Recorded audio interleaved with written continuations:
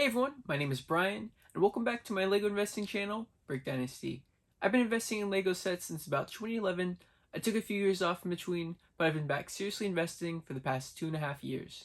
Today, I'm going to be answering some questions about LEGO investing that I've gotten in the comment section of past videos. They were really good questions, so I thought it would be helpful for everyone if I answered them here in a video. The first question we have is, where do you sell your sets? I personally sell solely on eBay. The main places people sell for LEGO investing is through Amazon, eBay, or Facebook Marketplace is a local selling tool that you can use that has no fees. But Facebook Marketplace also has a shipping option that you can sell on that's only 5% fees. Those are the three main ones. There are some smaller places you can sell like StockX or Craigslist. Next up we have, is it better to sell gifted purchases in about a year or more, or is it better to sell them right away? I personally like to sell my gifted purchases right away. I tend to see that once a gifted purchase comes out, the prices are pretty high, and then about a week later, they start to drop once people get their orders that they've ordered from online. So if you live near a LEGO store, I would definitely recommend selling your gifted purchases right after purchasing them so you can get the highest return on investment immediately. After about a week, you see that price decrease, and I'd say it continues to decrease after that for the months after. For the LEGO sets that are gifted purchases to go up after they've been discontinued, it takes maybe a year to 2 years, sometimes 3 years, or they often just stay flat, I would say, in most cases. There are a few that tend to go up, like this year's May the 4th promotion for Star Wars. That set's gone up a little bit since it's come out. But in general, I would say it's best to sell them right away because then you can use those funds to reinvest into more LEGO sets. I would not want to hold on to a LEGO set to just get 20% more profit after a year or 2 years, and the same goes with gifted purchases. I would rather sell them right away than hold on for maybe a 10 to 20% more profit in the future. Next question, what do you recommend for spreadsheets for your inventory? Do you have a file format we can use? So I personally use an Excel sheet that I created. It's been very helpful in tracking all the information that I like to for taxes and just general record keeping. There are some online inventory trackers you can use like Brickset or Brick Economy, which I don't recommend using. And there are a few others out there, and you can just track what sets you have and how many you have, but there's not really the customizable functionality that you have with just a general Excel sheet. You can have any column you want with any category you want, and that's what I use in general.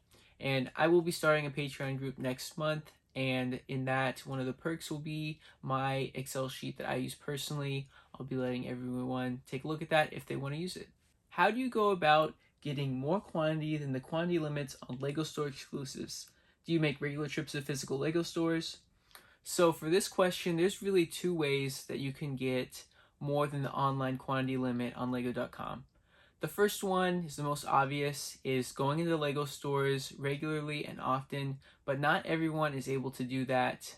If you are able to do that though, you go in, you buy the store maximum quantity is typically maybe 2 or 3 of a set, depending on how popular that item is, and you just go in maybe once a week, once every couple days. If you have multiple LEGO stores in your area, that's really the best, where you can just cycle through all of them. The other way, if you don't live near a LEGO store, is by creating multiple online accounts. I can't say I really recommend doing this because it does go against LEGO's terms and conditions.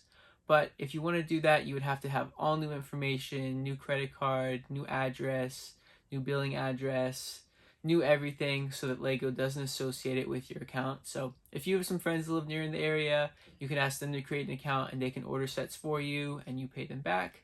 So those are really the only two ways that you can buy more than your minimum or your maximum limit for your LEGO count. Advice on how to store LEGO sets.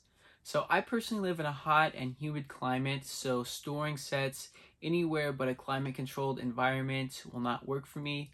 I know there are some people who live in really great climates with low humidity, so they may be able to store their sets in a garage or an attic, but for me it is not worth the risk. There is risk of mold. If it's too humid, these sets can really start to mold, which is kind of surprising. You wouldn't think about cardboard molding, but it does happen. Also, it can get really hot in an attic or a garage, and the tape that seals the sets can become loose and pop open, and you don't want that happening. They won't be brand new and sealed anymore. So for me, I store all of my sets on shelving in a climate controlled environment. If you don't have enough space in your house, you may have to get a storage unit if you have enough quantity to afford that. I like putting mine on shelves because they're out of the way. People or kids or animals can't touch them or mess with them at all. They're safe up there. I have 6 shelves all around my office and store Lego sets in other areas as well. But that's how I recommend to store Lego sets. When you buy on clearance and the seller puts on discount stickers, how do you handle that when selling on the secondary market? So personally, I've had pretty good luck with just peeling off stickers. Typically, I buy sets on clearance in store from Walmart, and those tags or stickers are really easy to peel off. I just use my fingernail and peel them off slowly and gently, and typically no damage occurs to the box. But there are some stickers out there that can be really tough to get off. If that happens, I would try using a blow dryer and try to loosen the adhesive that way. If that doesn't work and it starts to damage the box at all, I just kind of put the tape back on, or put the sticker back on, roll it back on, and sell it as it is. It's better to sell the set with the sticker on it than with a big patch of ripped up box on it, I would say. So that's my advice with stickers on Lego sets. How do you know when Lego's doing double VIP points?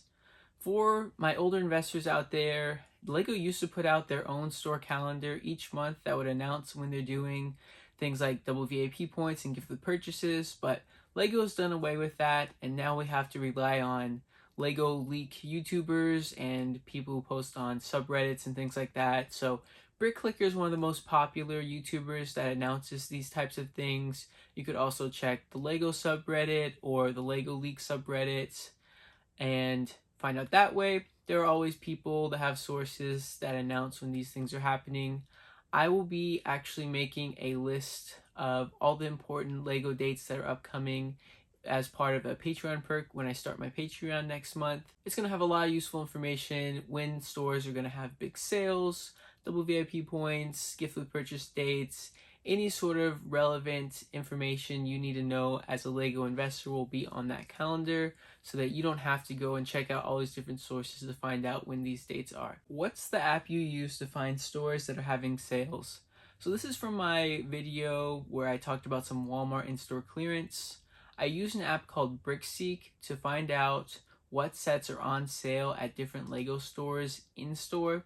All you have to do is search for your Lego set on the BrickSeek website or app.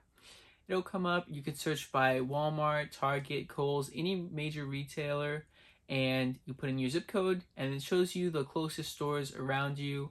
There's a free version that you can have all this functionality, or there's a purchase version. I think it's maybe $10 a month or less, somewhere around there, and you can have notifications on when these prices drop at different stores. You can check stores at a farther radius around you, like 100 miles instead of the normal 20 or 25 mile radius that it has for the free version. I personally just use the free version. It works for me. You can just check regularly the stores around you and see what prices Lego sets are in store. This comment is from my video where I discuss how to get the cheapest price on Lego sets. They say, be aware that in regards to a reseller certificate where you are trying to skip paying sales tax, you'll need to collect sales tax when you sell the sets later on, and then send that sales tax to your state, county, and city. Don't get one if you don't plan on collecting and remitting the sales tax.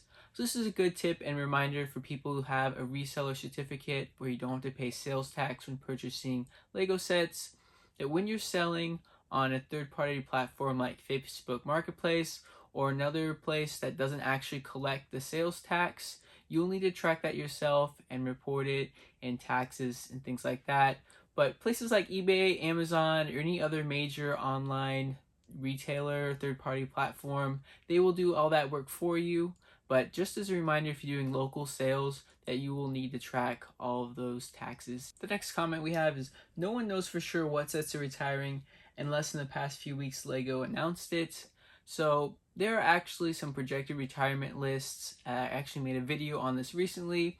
There are several that are really popular, like the Brick Fanatics list. There's a list that's posted on the Lego Leak subreddit, and Brickset also posts projected retirement dates. these aren't always 100% accurate, but they are very, very accurate, and you can get a gauge on what sets are retiring. So that's the way that people and Lego investors kind of get a feel for what sets are retiring that current year. Next question, is the Horntail actually set to retire this year? I've got mixed messages on whether it will retire or not. And so he's referring to the Hungarian Horntail Dragon. It's a Harry Potter set. So this was actually something I wanted to bring up in my last video about retiring Lego sets and retirement lists, but I forgot to add it in. So this set is projected to retire on Brickset and the Lego League subreddit projected retirement list, but not on Brick Fanatics. So there is some debate between people on whether the set is actually going to retire, but based on my last video where I discussed how accurate each of the lists are, my thought is the Brick Fanatics just doesn't have this set on the list, and it's just incorrect, because I think Brick Set and the Brick Tap list on Lego Leak subreddit is more accurate, so I'm going with that this set is retiring, but we'll see by the end of the year. That is just my prediction right now. Now the next comment is, your hold time is way too short, especially in a market that's becoming more saturated. The average should be 3 to 5 years, with a few outliers at 2 years or less.